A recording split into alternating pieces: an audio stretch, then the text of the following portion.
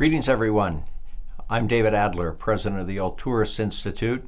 Thanks very much to the City Club of Idaho Falls for inviting us to discuss the 2020 presidential election.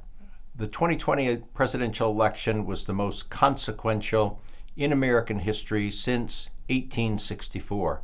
At that juncture, the very future of the Union was imperiled by the Civil War.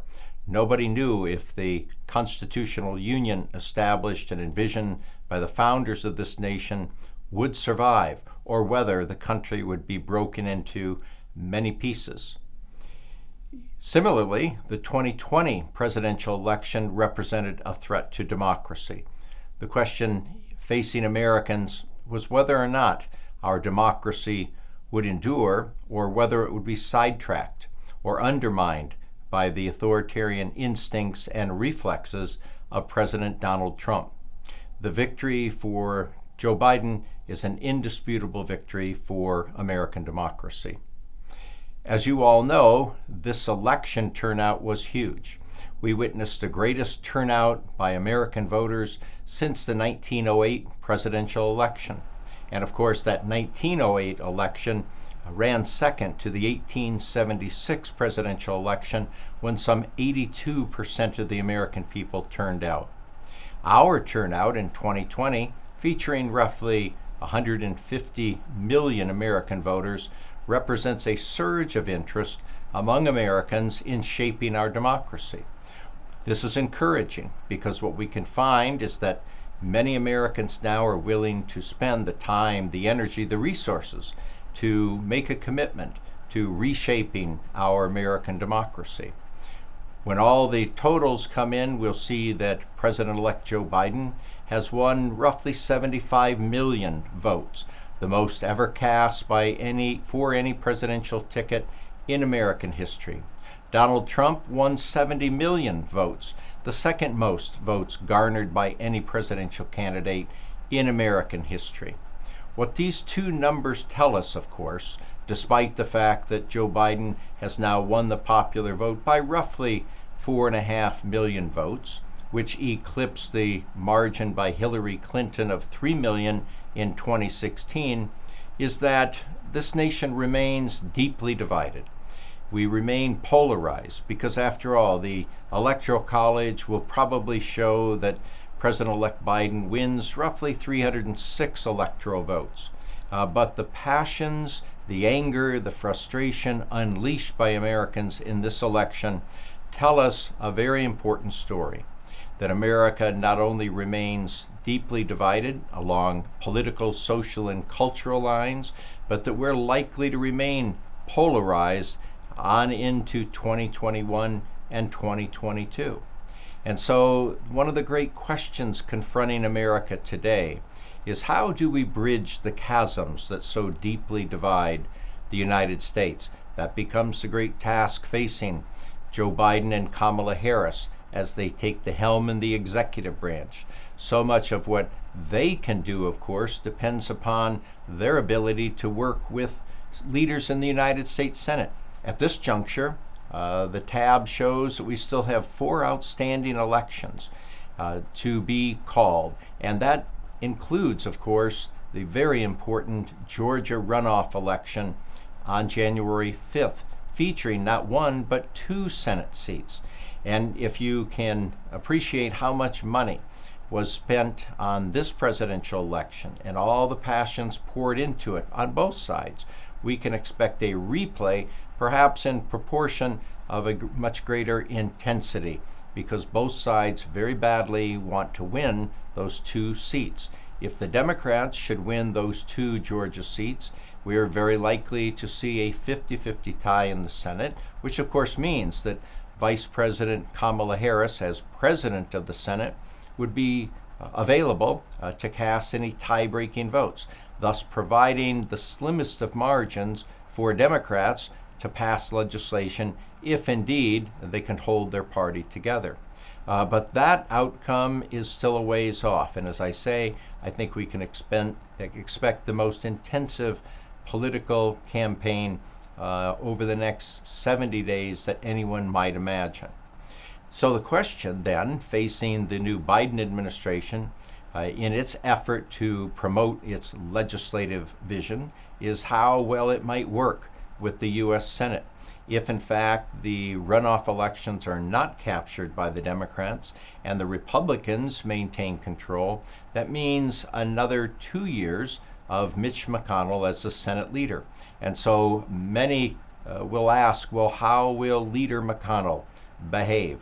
Will he seek to work with the Biden administration and promote bipartisanship in America, so long missing? Or will he, in effect, simply try to promote his party's interest, the interest of his caucus in the Senate, which may not mean working, in fact, with the Biden administration? Will we see a revisitation of his posture immediately after the election of President Obama in 2008, when he told colleagues that he intended to turn Obama into a one-term president and would refuse to cooperate with the Obama administration?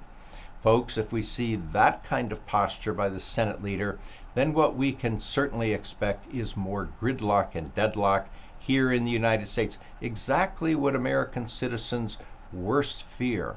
So much hinges on the outcome of these runoff elections on January 5th.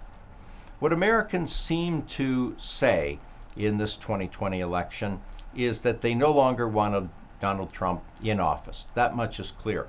The repudiation of Donald Trump and Trumpism to a degree, as reflected in the fact that Joe Biden won 4.5 million more popular votes than Donald Trump, tells us that not only were Americans fed up with the way in which the president had mismanaged the COVID crisis, but I think in many ways, as polls indicated, this was an election about his character.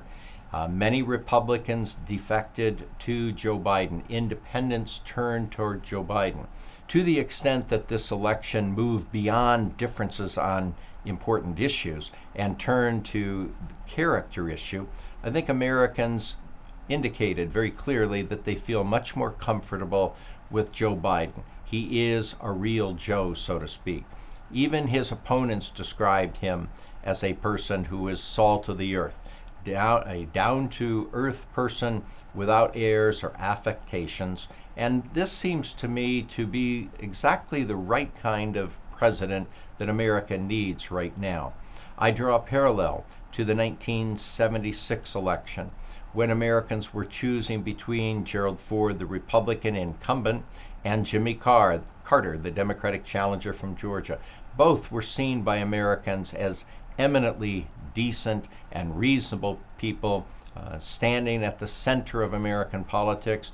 And I think that it's very clear that in the way that Gerald Ford and then Jimmy Carter helped to restore a sense of decency and honesty and goodness to the White House, I think that we'll see those virtues on display in the presidency of Joe Biden.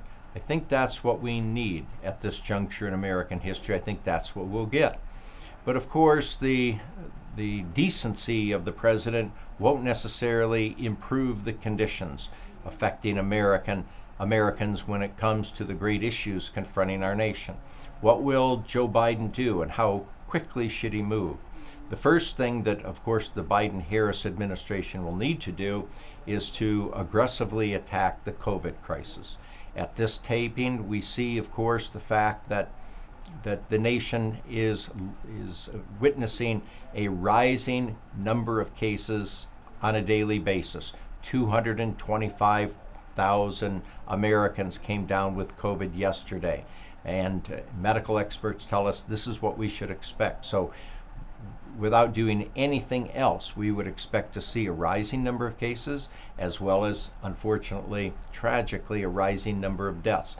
This is why the Biden-Harris administration seeks to move very, very quickly to assemble a COVID committee, a COVID leadership team, which is developing, even as we speak, its aggressive plan to try to protect Americans from COVID. The second great issue that the Biden administration will face, of course, is to revive a flagging economy. And this will no doubt involve the need for bipartisanship. It seems to me that two great steps are required. The first is that the President and the Congress should work together. Hopefully they will work together to pass another major relief bill to help those Americans who have lost their jobs because of COVID-related problems, those Americans who are losing their homes, those who are unable to pay their rent or unable to visit doctors because they can't meet the bills. Those are Americans who are in great trouble at this point, and I think that it's in the interest of both Republicans and Democrats to move swiftly to pass a major relief bill so as to ameliorate some of these very, very difficult conditions. The second step in reviving the economy, of course, will be the passage of a major infrastructure bill.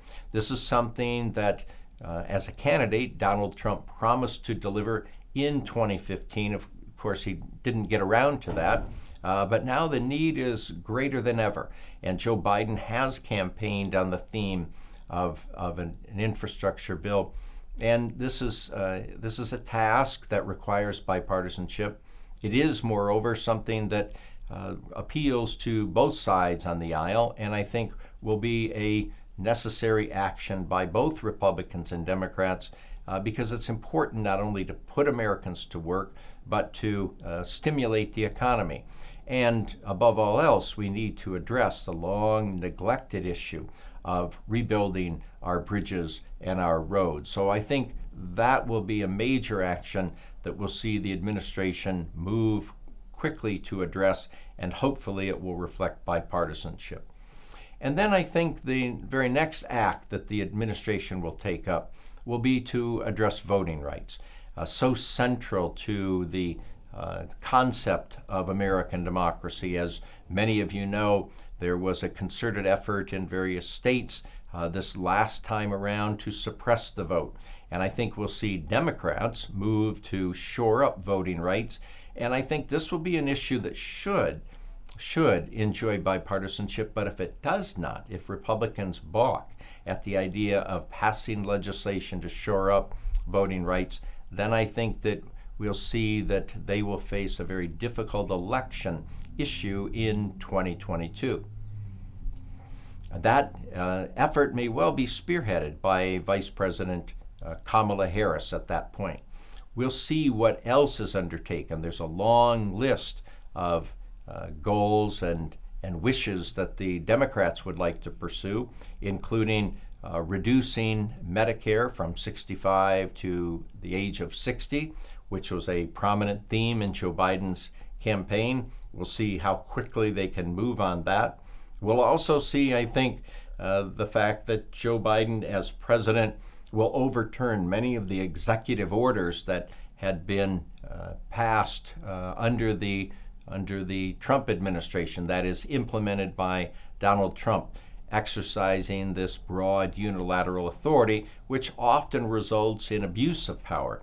I think that we will see Joe Biden swiftly overturning a number of those executive orders, those involving health care, those involving the economy, and Trump's regulatory efforts. I think also we will see that President Biden will immediately return the United States to the Paris Climate Accords and to take other actions addressing climate change and global warming. I think all of those are likely to be efforts that will be undertaken very quickly. In fact, ladies and gentlemen, it seems to me that the Biden administration would be wise to view Franklin D. Roosevelt's first 100 days as an instructive model. There are so many issues to be addressed that I think he and his brain trust can move quickly to address problems all over the map and that confront America and challenge our very existence. And speaking of our very existence, I think that we'll hear a lot of speeches, and we'll see from the Biden administration strong actions to address climate change, that which, of course, represents an existential threat to America. So be prepared for the Biden administration to move swiftly in moving forward with legislative packages, and also to see Biden exercising executive order authority very quickly as well. At this juncture, we recognize that President Trump still has not conceded the election. Many wonder, how important is that? And is there a constitutional requirement for the President of the United States to concede an election? Let's address this. First thing we want to say is the Constitution says nothing about a presidential duty or requirement to concede an election. Of course, historically, many one-term presidents have been quick to concede defeat. You only have to think, for example, of Jerry Ford's concession speech to Jimmy Carter, or Jimmy Carter's very quick and gracious concession speech acknowledging that he'd been defeated by Ronald Reagan in 1980, or think about the very gracious concession speech offered by George H.W. Bush when he was defeated after one term by Bill Clinton. And so while there is no constitutional duty, there certainly is a very strong tradition, and indeed President Trump becomes the first president who is unwilling to concede the election. Now let's ask ourselves, why is he refusing to do so? As you all know, of course, he maintains that this election has been stolen from him, that he's been robbed of victory, and that the theft is accompanied by massive, widespread fraud throughout the country, both voter fraud and official fraud. And thus he has said he's going to continue to fight.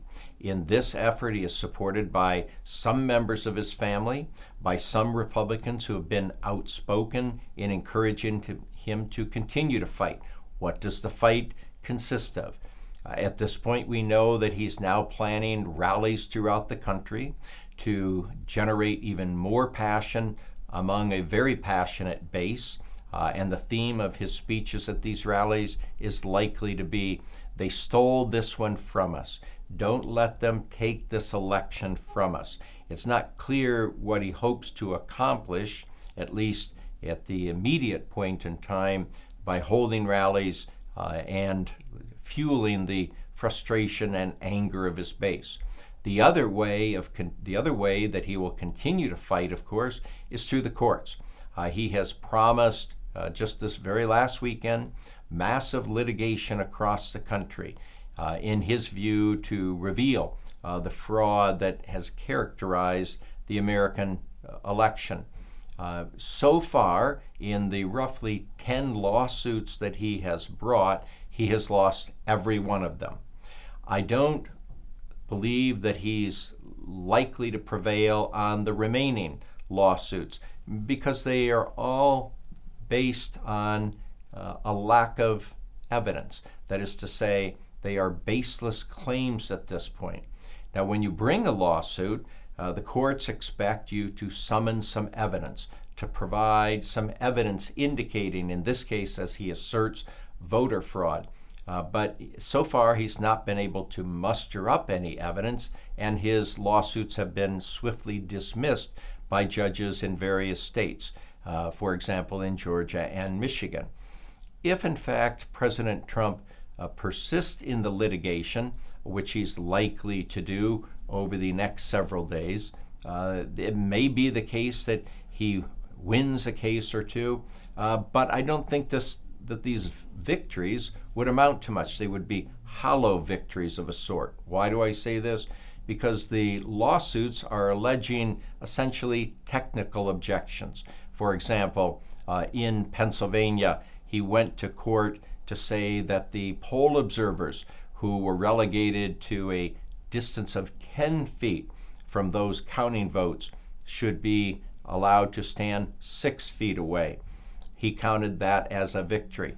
And the other lawsuits that in which he alleges technical matters will not amount to a turnover of votes in any way that would be sufficient to overturn the election. So, for example, one of the suits that he's bringing in Pennsylvania is to say that the votes that were postmarked by Election Day and arrive 3 days later in a manner consistent with Pennsylvania law should not be counted. Let us assume for a moment that he prevails. I do not think he will, which I'll explain in a moment, but let's assume that he prevails. That amounts to a very, very small victory. Why? Because these ballots have been segregated, not counted, and already Joe Biden enjoys a victory margin of more than 30,000 votes. There are roughly 1,500 ballots, we think, in this pile of ballots that have been received 3 days after the election, which again is consistent with state law. So even if he were to win on this issue, and it would lead to a court saying you may not count those 1,500 ballots, or however many there are, they would not be nearly enough to overturn the wide victory of 30,000 ballots that Joe Biden has accumulated. And moreover, remember that the state of Pennsylvania has been willing to hold those ballots in a state of segregation or sequester them. The Attorney General of the state, Josh Shapiro, very quickly agreed to hold those in abeyance. So I don't expect any victory of a significant note here. So and the reason I say that I think he would not enjoy much of a victory is because the courts may not want to become involved. Or if they do, they're very likely to follow the historic practice, at least in federal court, of deferring to state court decisions. This is historically true of the behavior of the United States Supreme Court, that is, deferring to state court interpretations of state law. So I don't think this litigation is going to get Trump where he wants to arrive, which is to say, overturn the election. So folks, what happens then in this interim period between now and January 20, perhaps?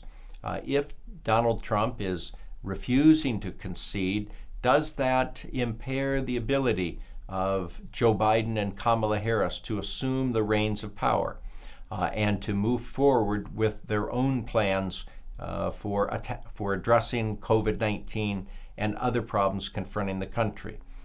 Here's what we can say, is that number one, of course, officially, Joe Biden does not become president until noon on January 20, but much happens after a candidate for the presidency is declared president-elect. Much has happened historically. Among other things, once a candidate has been declared the president-elect, then that candidate is given access to a lot of funds under the Presidential Transition Act of 1963. Essentially, it frees up money set aside by Congress, allowing the president's team to undertake the transition process. Among other things, this means he can hire people. He can hire a staff. In addition, it gives some people access to security documents so that they can begin to pursue various paths in a variety of areas.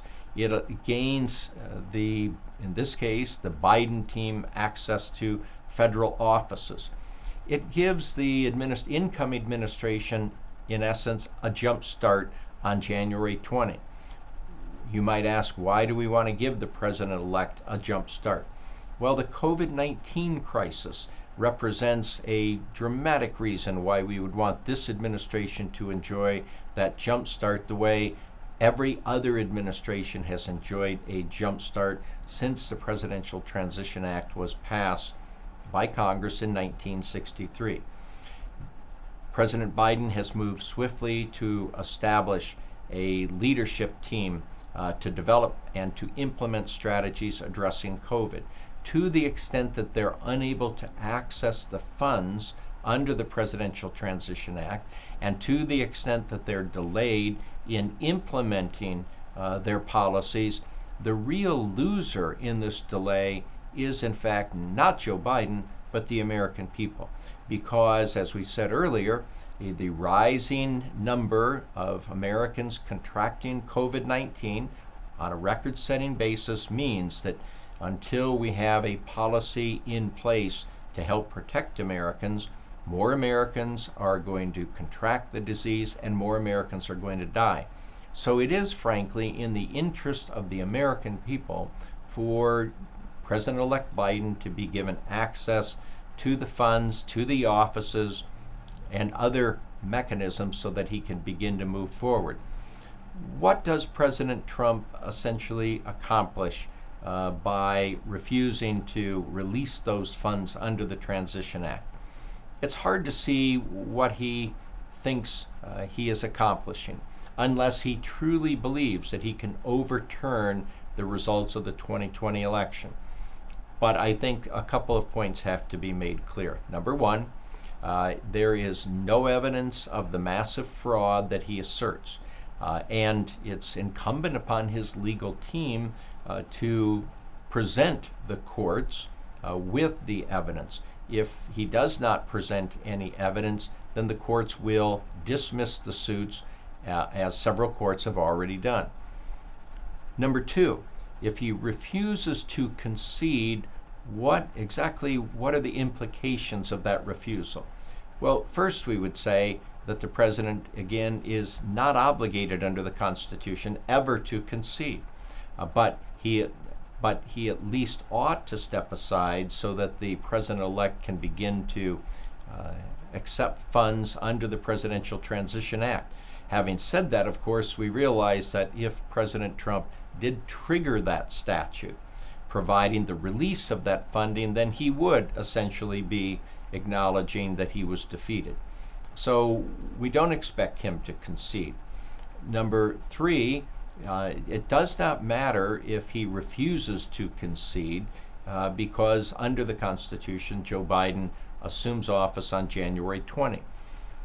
Given these reasons, we can ask, what are the political interests for President Trump in refusing to concede? I think you can see a very clear picture, ladies and gentlemen. Number one, he will want to continue to say, for the near term and maybe for the rest of his life, that this election was stolen from him, that in fact he would have won had the election been conducted without fraud. He will want to say that because it serves his own interests.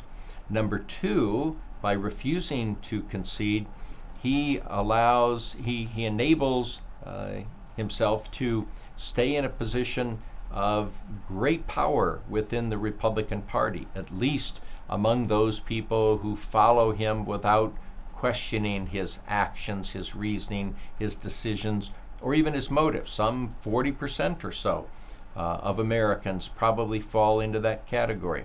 This would allow him to be a kingmaker for the Republican Party in the years going forward, and possibly deciding to run again for the presidency in 2024. The Constitution prohibits a president from serving more than 2 terms, but he could, in fact, run in 2024. So to conclude this point about President Trump's refusal to concede and his desire to continue litigation and perhaps to hold political rallies to further fuel the passions, the anger, the frustration of his followers, to denounce the outcome of the election, we note that his actions here don't serve the interests of the country, given the fact that he's not going to be able to overturn the electoral results, but in fact they serve only his own personal interests, or perhaps only his political ambitions. And we wonder, in the end, whom does this harm? Ladies and gentlemen, when the President of the United States tells the country and indeed the world that America's national elections are riddled with fraud, that they reflect theft and criminal acts, he is attacking American democracy at its core.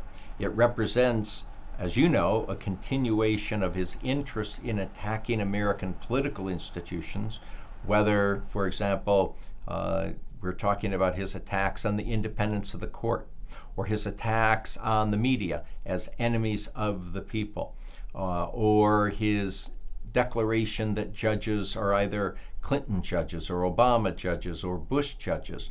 This represents a continuation of his interest in tearing down America's political institutions. This is the world that we've lived in for the past 4 years.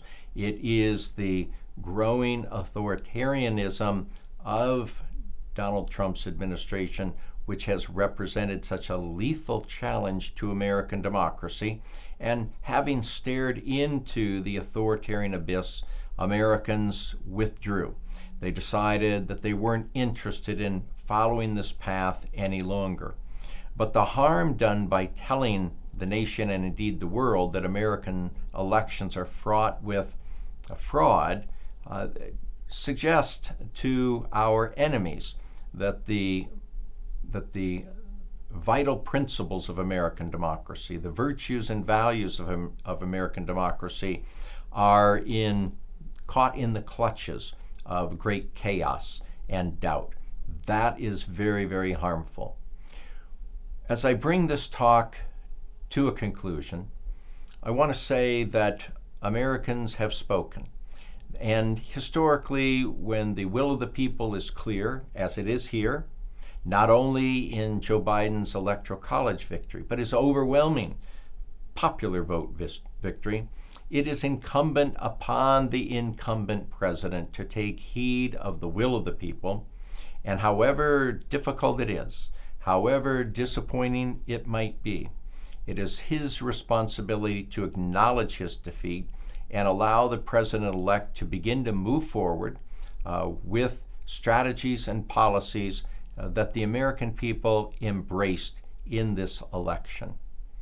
We're very sorry that we can't meet in person to engage in a vigorous back and forth with some questions, but I am happy that you all have submitted some questions to me that I'm very happy to take up at this juncture. One of the questions submitted by our audience, our virtual audience, goes to the issue of whether or not President Trump might pardon himself. This is an issue on the minds of many Americans, largely because last June, President Trump asserted the authority of pardoning himself, that the president may essentially engage in what we would call a self-pardon. And as the months have gone by, and indeed with the prospect that the president has lost this election, we turn to his own future after he leaves office. We know that he is the subject of criminal probes brought in New York State. We know, moreover, that he faces a lot of civil suits. We know that he personally is under examination, that his family business is being probed for possible criminal actions. His own future doesn't look so bright. And we know that he will owe somewhere between $400 million and $1.2 billion in debts that will come forward very, very quickly. So he faces difficult prospects. To the extent that these are federal offenses, he may well decide to pardon himself so as to protect against criminal probes. If he does that, of course, that may protect him if he has the authority to grant himself a pardon. But as I've previously written and lectured, the president cannot possibly pardon himself. There's nothing in the text of Article 2, nothing in the Constitutional Convention debates to suggest that the framers would have bestowed upon a president the authority to place himself above the law or to be judge of his own cause, both pillars of Anglo-American jurisprudence. If he does assert an authority to pardon himself, is there anything in the debates in the Constitutional Convention that could shed light on this assertion of power? In fact, there is. In the convention, when the framers were discussing the idea of vesting the pardon power in the president, the greatest fear among those framers was that the president might be involved in a treasonous cause, and in order to protect himself, he would pardon his aides and cronies and friends so as to screen himself from punishment, as George Mason of Virginia put it, that he would screen himself from punishment. James Wilson of Pennsylvania said the president may not pardon his aides and cronies and friends to screen himself, otherwise he would face impeachment. So from the framers' standpoint, the abuse of the pardon power by the president to protect himself by pardoning aides and cronies would warrant impeachment, thus be constitutionally unacceptable. If it's unacceptable from a constitutional standpoint and worthy of impeachment for a president to pardon his aides and cronies and perhaps accomplices to protect himself, surely we can draw the logical inference that he may not pardon himself to screen himself from punishment. If he were to do that, then he would be presenting himself as above the law, which no man is in the American legal system, as the framers themselves agreed, and he would be making himself a judge, jury, and executioner of his own cause, a prohibition as deep as Anglo-American jurisprudence runs, going back 400 years to Dr. Bonham's case in 1610 in England. If, in fact, President Trump decides to pardon himself, we can expect to see litigation. But whatever he does in the way of pardoning himself to protect himself from federal offenses, the president's pardoning authority does not reach state offenses, leaving him vulnerable to criminal charges and civil suits that will be brought by state authorities. Someone asks in connection with this question, would it be possible for President Trump to resign, in which case Mike Pence, as vice president, would accede to the presidency, and Mike Pence, as vice president, could then pardon Donald Trump, and then vice president, and thus protecting Donald Trump? Yes, that is possible. That would represent a pretty clever and I would say cynical way to thwart Article 2 and to protect the president, but it could be done. In fact, ladies and gentlemen, that was briefly considered by some Nixon administration officials in 1974 when President Nixon was caught in the clutches of the great pressure of Watergate. And by the way, President Nixon briefly asked and wondered, could he pardon himself? The same question that's being raised by Donald Trump today.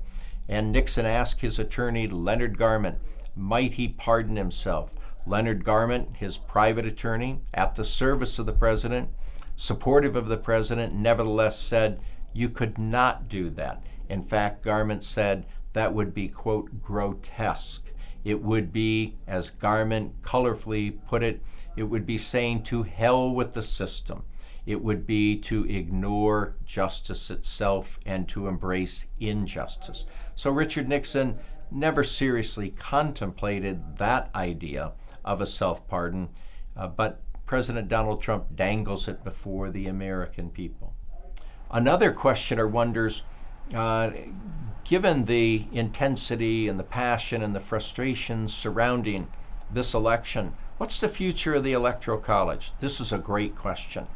Americans for many years have wondered and have discussed and debated the question of whether or not the Electoral College should be abolished. Should we pass a constitutional amendment that abolishes the Electoral College and substitutes for it a much more democratic device, and that would be a direct popular vote? As you all know, this is an ongoing debate, surely one to be picked up again in the months ahead. Very quickly, because time doesn't permit us to engage in a full-fledged discussion of this. What we can say, what I would say, is that the Electoral College embraced by the framers of the Constitution as a device that was reasonable in its time, has outlived its utility. It's now obsolete. It is not the case any longer, as the framers knew in 1787, that American citizens would be without knowledge, without sufficient knowledge of the various candidates of the president for the presidency so as to make a wise choice. After all, in 1787, there was no national newspaper. We didn't have NPR. We didn't have a way of communicating the credentials and the qualifications of candidates for the presidency to American people up and down the eastern seaboard and into the hinterlands. But now, of course, as you all well know, we know everything we want to know about presidential candidates. Sometimes we know more about them than we care to know. But the fact is, the Electoral College is an undemocratic institution because it has the potential to thwart the popular will, as it did, for example, in the election of 2016, when Hillary Clinton won 3 million more votes than Donald Trump, and yet Donald Trump was seated in the presidency. Or in the 2000 election, when Al Gore won more popular votes than George Bush, and yet George Bush won the important Electoral College and became president. This time around, of course, Joe Biden won both the Electoral College and an overwhelming victory when it came to the popular vote. But in my own view, I don't see any reason why in the year 2020 we should entertain any longer a mechanism for selecting the highest office in the land that is fundamentally undemocratic, carrying with it the possibility of denying to the American people their sovereign right to choose the President of the United States. If you think about it, every other election in our country hinges on the practice of the outcome of the popular vote. This shouldn't be any different. As I say, I wish we had more time to discuss the pros and cons of the Electoral College, and perhaps we can do that at another time. Certainly that is an issue that we take up at the Alturas Institute, which I lead. Going forward, I think we may see, as Republicans glimpse the future of the Electoral College, that they may warm to the idea of abolishing it after many, many years of opposing its abolition. Why do I say this? The demographics suggest in this election that southwestern states, which historically have been a stronghold for the Republican Party, are now turning blue. They are now becoming Democratic states. And even Texas, which the Republican Party has enjoyed a virtual lock, is now very much a purple state and trending blue. So if for no other reason beyond those southwestern states, and thinking about some southeastern states, particularly the state of Georgia, the Republican Party may decide that it has a vested interest in abolishing the Electoral College and turning to a direct popular vote. Democrats, on the other hand, who have long entertained the idea of abolishing the Electoral College, may now recognize that it serves their own political interest. And so it's not clear whether the Democratic Party will continue to embrace the direct popular vote as a substitute for the Electoral College, because as you all know, men and women in politics are filled with ambition. They pursue their own political interest as often as they pursue the national interest. So we'll have to wait and see how both political parties weigh in on the question of whether to abolish the Electoral College. It was a great question. Glad that was asked.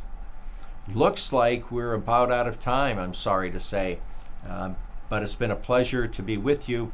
I hope soon that public health conditions permit the City Club once more to gather in person in one setting and to resume our process of engaging in a vigorous discussion with our speakers. Please join the City Club on Thursday, November 12th, for the next program featuring a discussion about critical shortages in housing here in eastern Idaho, across Idaho, and across America, featuring the expert, Dr. Lawrence Yun, and local experts here in southeastern Idaho. Again, thanks to the City Club for hosting us. I'm David Adler, president of the Alturas Institute. Stay well, be healthy.